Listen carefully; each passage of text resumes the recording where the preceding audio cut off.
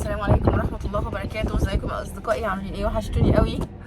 ما فيش حد عاجبه ولا فريندز ولا اصدقائي. طيب اللي من قلبي بقى هو اللي هيجي. تمام. النهارده ان شاء الله هنروح السوق الشعبي التركي عشان خاطر كده نشوف اسعار الفاكهه والخضار ونشوف الحاجات الجديده اللي موجوده مثلا في تركيا ومش موجوده في مصر. اتمنى ما تنسوش اللايك والشير والتعليق لو حبيتوا. ويلا بينا نشوف السوق الشعبي التركي.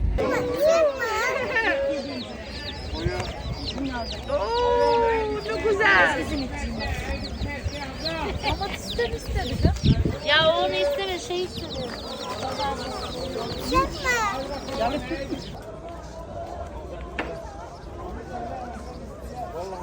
Ben de abone olmak istiyorum ama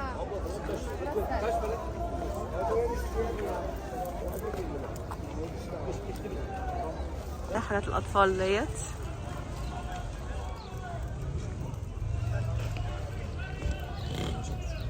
الرفاية والحاجات دي بتاعت الاطفال اللي بتلاقوها على طول في سوق التلات وفي سوق المرج والحاجات دي ب50. كل حاجة ارتفعت والله. 50 دي كانت زمان بتعمل برضو الحاجات دي. الحاجات دي استنوا كده، ايه ده؟ طول البويني 100 ده كلها مش ما.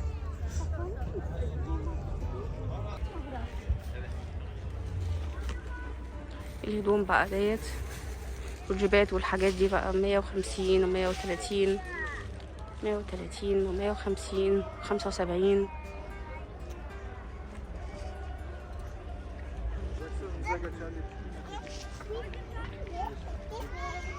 وعندهم برضو الستاير. عايزه اشتري ستاره والله من الحاجات دي في يوم، بس ما عنديش الجراءه بصراحه. بس والله شكلها حلو قوي.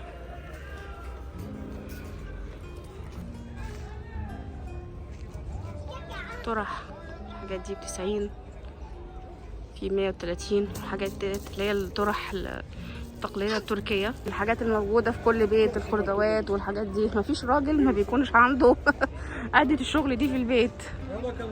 الطاسات والحاجات دي.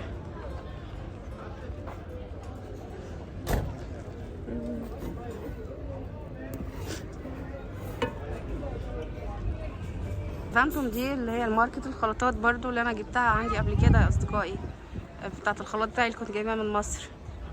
ماركة حلوة قوي، يعني خامتها حلوة قوي بصراحة.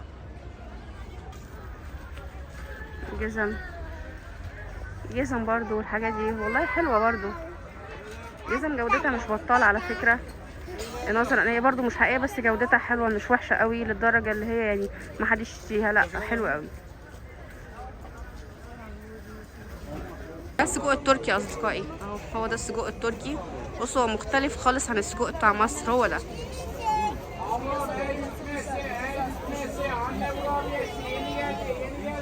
الزيتون والحاجات دي هنا برضو بقت غالية قوي. زيت الزيتون، بس هي الثقافة التركية هنا بيعملوا الاكل اغلبهم بزيت الزيتون. الحاجات دي بقى والحاجات دي جبن التركية والجبنة المشهورة ديت.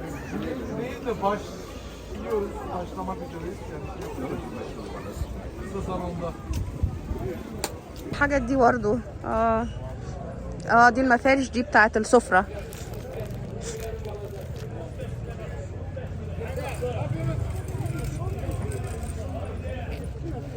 دي برضو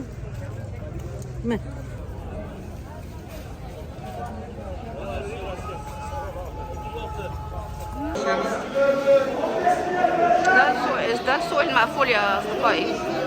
تمام. ده التفاح ب50 ليرة، والتفاح الاصفر ده ب50 ليرة. طماطم ب10 ليرة. البطيخ برضو سعر اهو. البطيخ الكيلو ب 12 ليرة. 12 lira.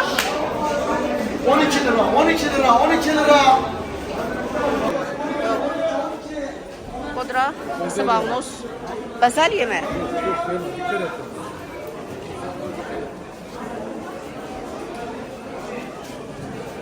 الطماطم الصغيرة ديت برضو ب15.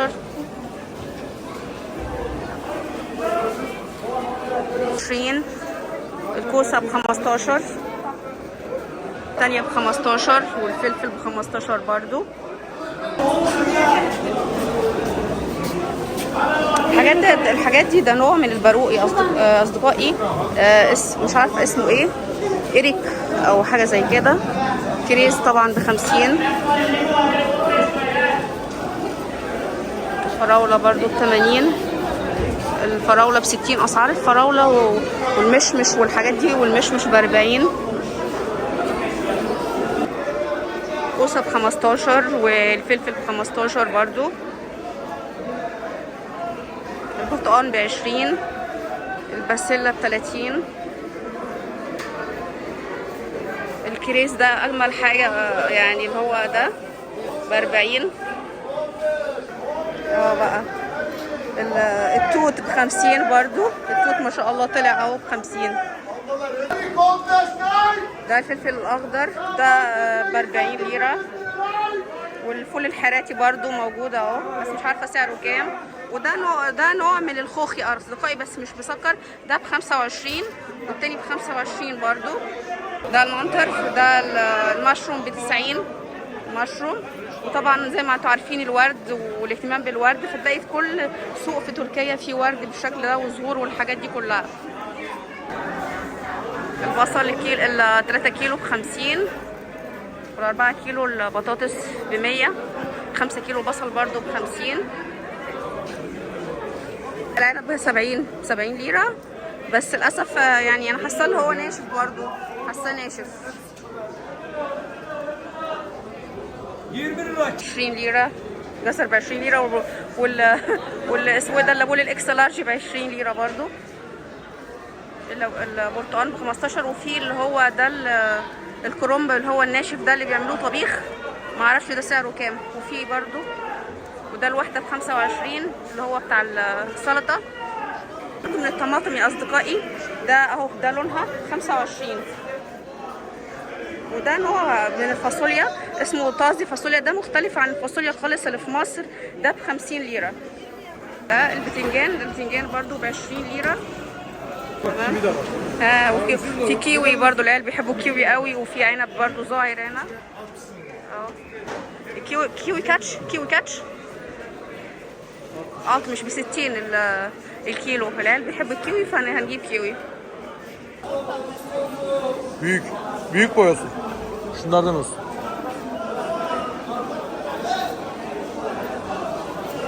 Çilek atmış. Hayda bir çilek atmış. Haydi çilek atmış. Çek böyle sürü.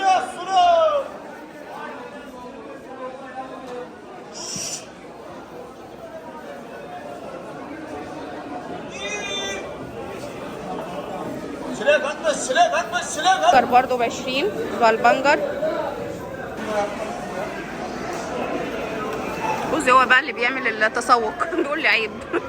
مش زي البصل ده، مش بصل اخضر، ده كرات وبيطبخ هنا يا اصدقائي. 20 lira olur. Bu yemek mi? 20 lira olur. Bu yemek mi? He? Bu yemek mi? 20. Biliyorum. Bu yemek mi? Ne? Hangi? Onun adı ne? Nohut. Nohut mu? Aha. اوكي.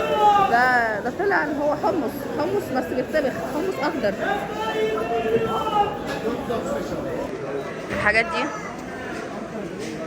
الهشاش برضو. الهشاش ده قناتي قبل كده خدت انذار بسببه. وده دي بيعملوها الباميه، دي بيعملوها شوربه يا اصدقائي. الباميه دي 20.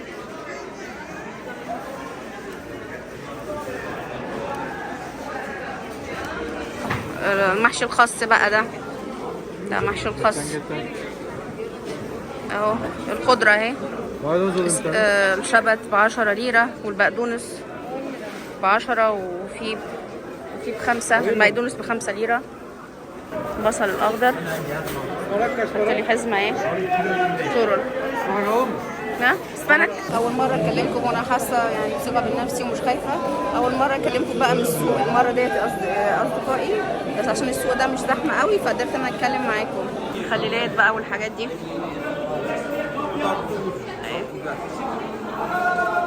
الخليلات ب100 و220 و180 و160. 260 220 و250. الزيتون اكتر حاجه موجوده هنا يا اصدقائي. Seç.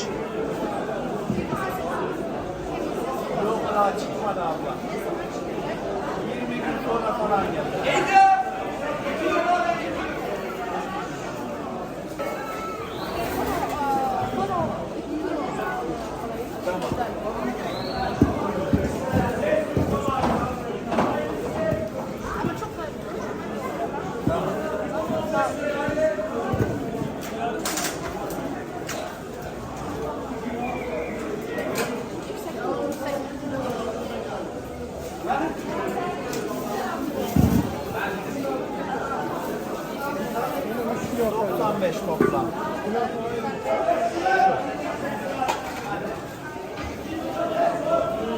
احلى بتنجان هنا. البتنجان ده ب 10 ليره. تمام. alalım ب 10 ليره البتنجان ده.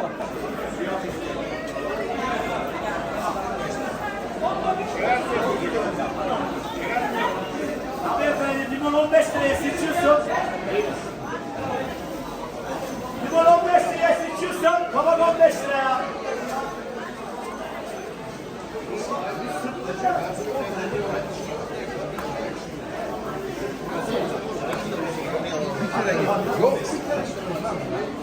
شو 75 يمورتا. 15 liraya. والحاجات دي مش عارفه ايه دي ب 50 برضو. دي الاسعار يا اصدقائي. كاتش 40 ليره البسله ديت. عايزين بقى نخزن للشتاء.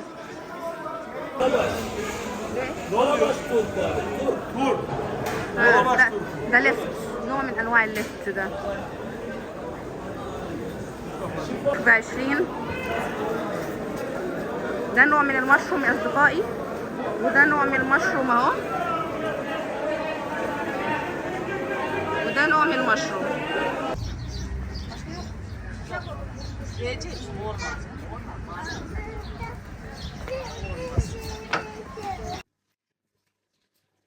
اشتريت ورق العنب ده كام كيلو كده، حوالي 3 كيلو للتخزين طبعا، هو بتاع السنوي دوت.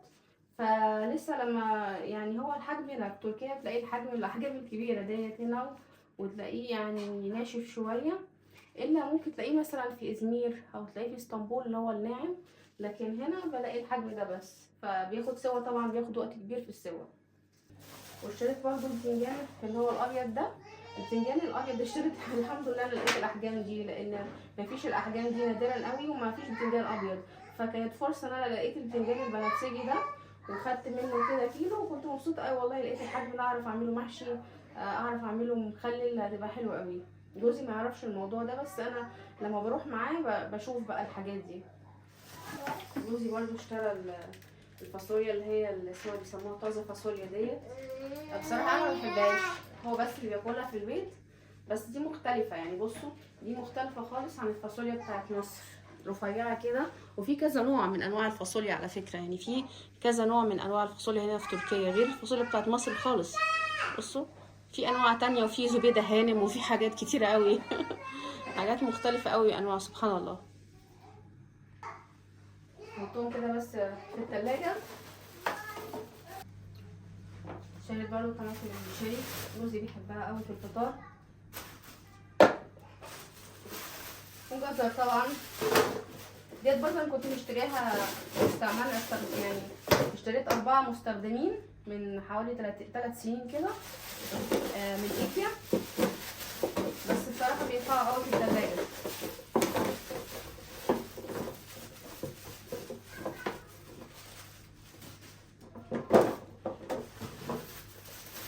واشترينا برضو بتنجان اللي هو الاكس لارج ده. قليل قوي ما تلاقوا البتنجان اللي هو العروس اللي هو الصغير بتاعنا، والبتنجان الرومي ما تلاقيش الحاجات دي في الاسواق التركيه الا نادرا جدا جدا جدا. يمكن 3 أو 4 مرات الاقي البتنجان الرومي الكبير ده. هو البتنجان بس اللي هو الاكس لارج ده هو الموجود دايما.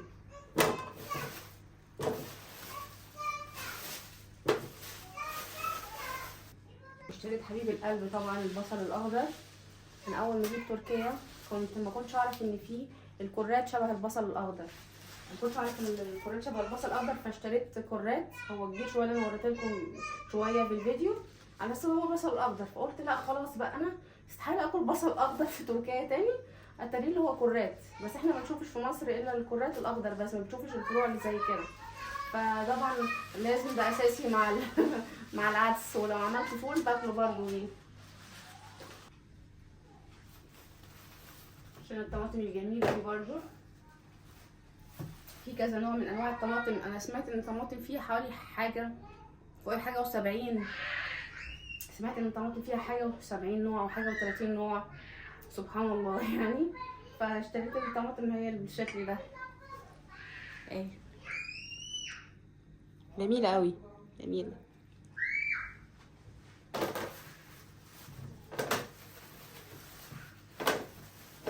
على فكره الاطراف ما قليل قوي بتلاقيهم يعني في الشتاء بيشتروا الطماطم. نادرا ما تلاقي حد في الشتاء في تركيا بيشتري طماطم يا اصدقائي، لانكم يعني احنا بنكون مخزنين الصلصه بتاعت السنه كلها، فعشان كده تلاقي نادرا جدا الايام دي هي اللي هتبتدي الناس تشتري طماطم فيها.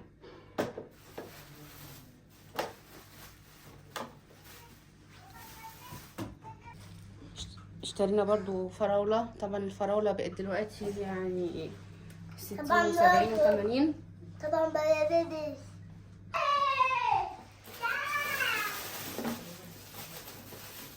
اشتريت برضو فلفل، قلت نعمله محشي. انا عندي رشح، فمش عارفة لما الواحد بيكون عنده برد ما بيكونش مستريح يا اصدقائي. الواحد لما يكون عنده برد ما بيعرفش ينقي كويس، فعشان كده يعني كنت عايزه انقي كده وخلاص بسرعه.